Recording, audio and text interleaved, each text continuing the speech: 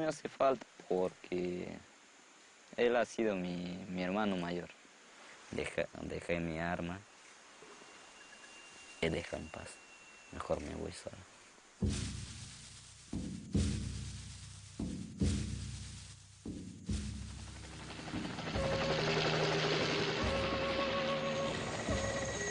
En la sierra y en la selva, la gente se rebeló contra la violencia de Sendero y comenzó a pasar información al ejército.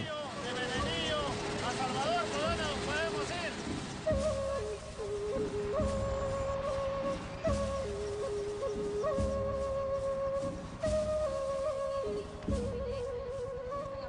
Cuando finalmente se da cuenta que no puede estar matando indiscriminadamente campesinos, tiene que tener más trabajo de inteligencia que golpes ciegos para poder propiciarle una derrota estratégica a Sendero Luminoso en el campo. La estrategia de Guzmán de controlar el campo antes de atacar la ciudad no funcionó. Así que él aceleró sus planes. Desde la clandestinidad, Guzmán ordenó a sus seguidores avanzar hacia el nuevo frente de batalla, la ciudad de Lima.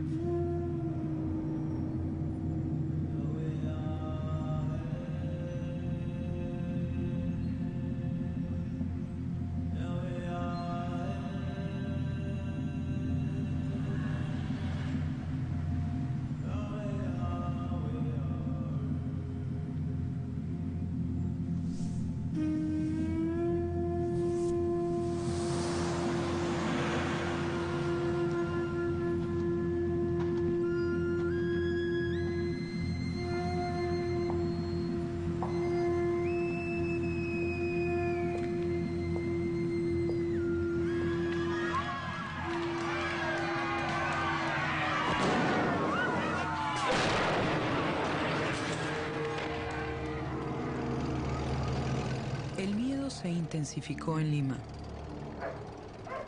La policía comenzó a aplicar medidas extremas de seguridad, deteniendo a personas bajo sospecha de terrorismo. Yo soy detenido en el puesto policial de Corcona. Intervienen al micro, porque era un micro. Entonces ahí bajan a todos los que eran estudiantes universitarios.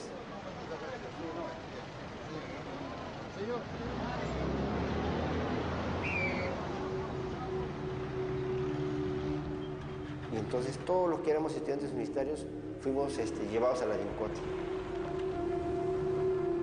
Y en 15 días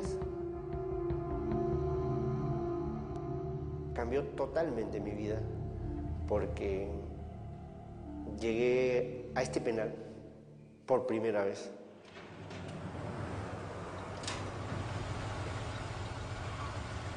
Al único pabellón donde llegaban todas las personas. Así seas inocente o culpable, llegabas al pabellón de Sendero Luminoso.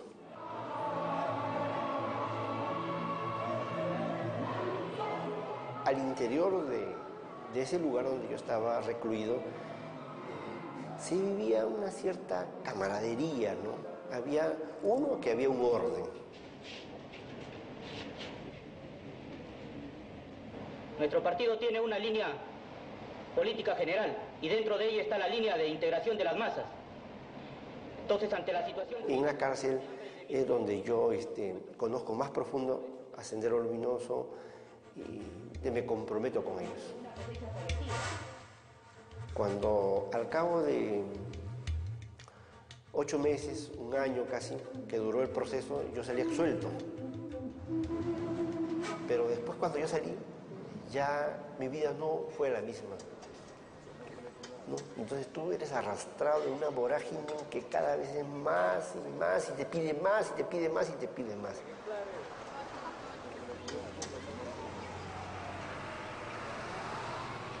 El Sendero había tomado niveles muy altos en cuestión de desarrollo y su dirigencia casi no había sido capturada. Al enemigo hay que capturarlo vivo. Muerto no nos sirve, decía. Y puedes crear un martirologio, decía.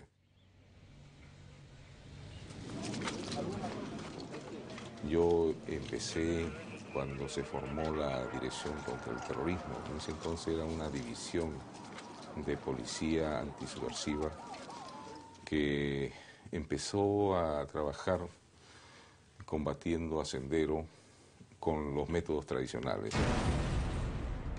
La situación en terrorismo había llegado a niveles muy alarmantes. Guzmán seguía siendo el enemigo público número uno.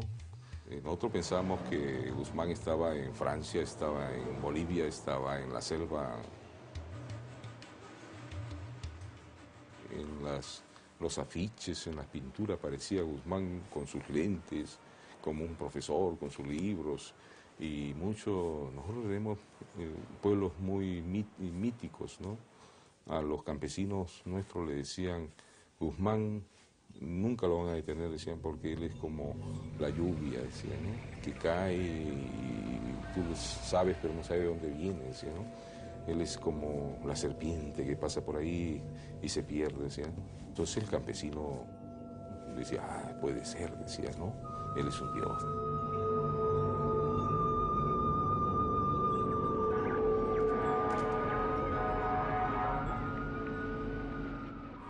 Todos los días había cochebombas acá en Lima, ¿no? Y habían muertos también, morían 2 policías por día, morían acá, no sé.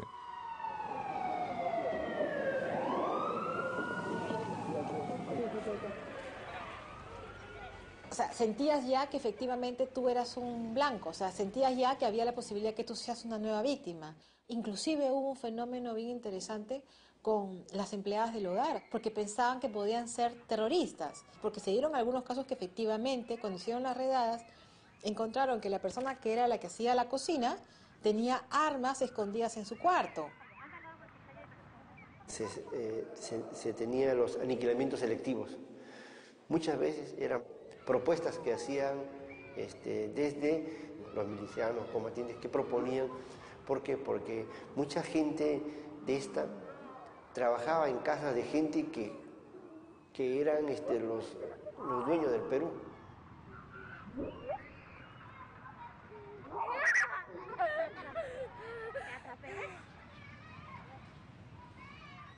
Cuando el terror está a punto de tomar la ciudad, cuando el terror está acechando al Estado y puede derrumbarlo, uno no puede pues enfrentarlo con pañuelos. Y es por eso que Alberto Fujimori... Perdona.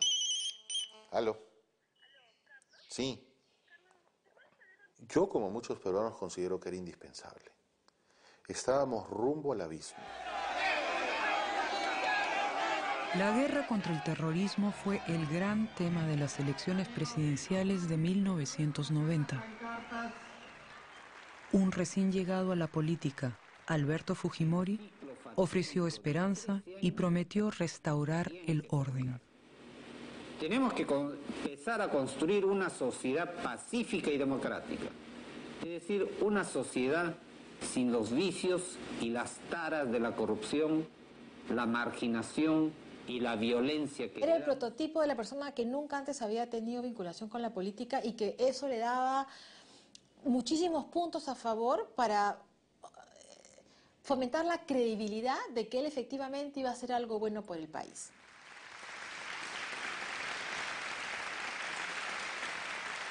Él fue legitimado democráticamente con el pueblo que le dio su total aprobación y su total respaldo a Fujimori, en uno de los gobiernos con mayor aprobación y respaldo popular que recuerda nuestra historia.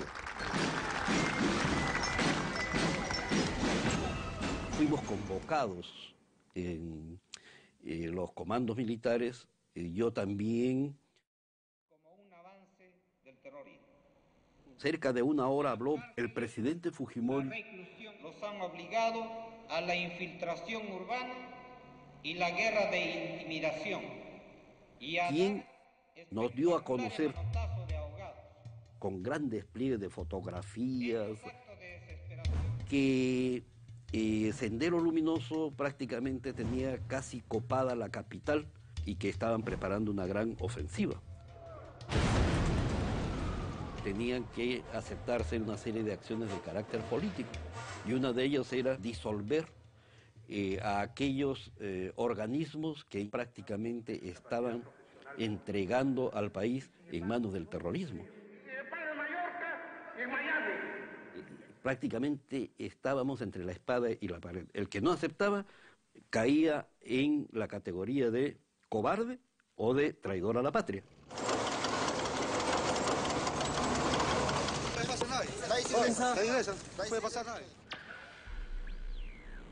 Por lo que he decidido tomar las siguientes trascendentales medidas. Primero, disolver temporalmente el Congreso de la República hasta la aprobación.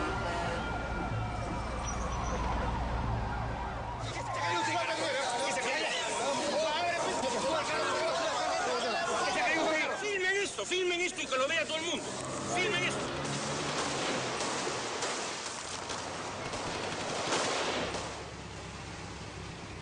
Cuando él da el golpe de Estado y cierra el Congreso y asume todo el poder, controla el Poder Judicial, tiene 70% de aprobación.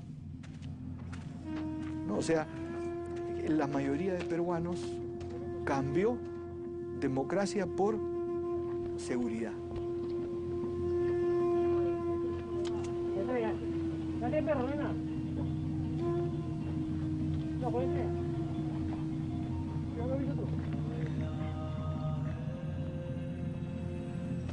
Y yo, para mí, éramos un país secuestrado. Los testigos ahora están rompiendo varias puertas. Para nosotros eso significaba el inicio de un momento de mucho mayor dureza.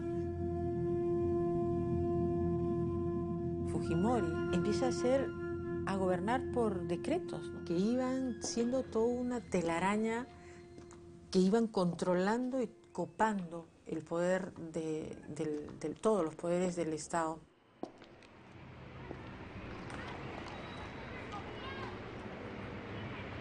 Fujimori se da cuenta que necesitaba toda una infraestructura legal adecuada para enfrentar al terror.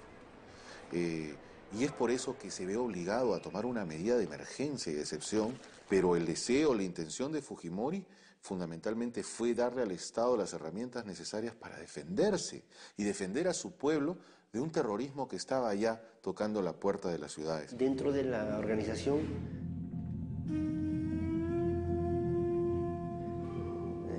había una estructura, pues, una estructura partidaria. Habían simpatizantes, apoyos, milicianos, combatientes, escuadros, dirigentes, ¿no?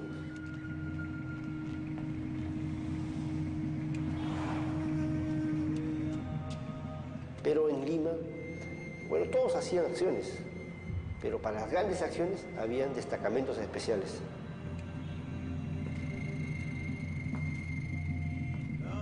En esta tarde nadie se fijó en un vehículo estacionado en una elegante zona comercial.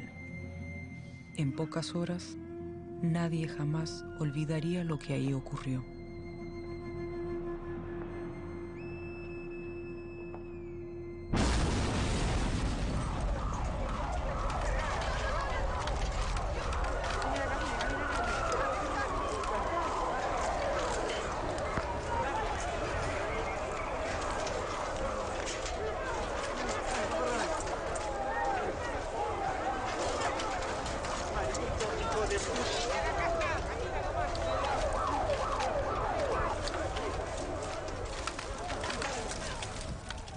Pero como ya entraron a la zona común de todos nosotros, ya entraron a atacar a la gente blanca, a la gente acomodada, entonces ya son unos malos. Ahí recién existe Sendero, antes no existía Sendero, ¿no?